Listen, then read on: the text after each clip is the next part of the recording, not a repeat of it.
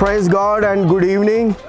I'm grateful for our friends, international friends, those who are helping us to help the pastors and church leaders in Pakistan with these 70cc motorcycles for the village pastors and their ministry.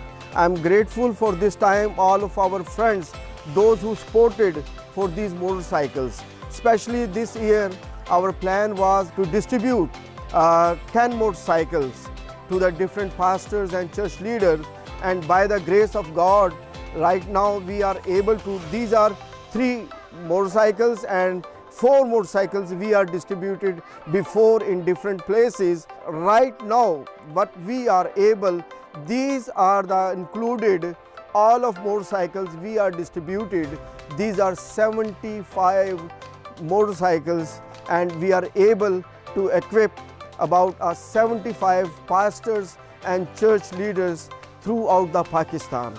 And we are not looking for the specific church, but we are looking for the specific people who are those who need these motorcycles. So I'm thankful for our pastors and church leaders, those who are supported. May God bless you all. Thank you so much, and may God bless you all.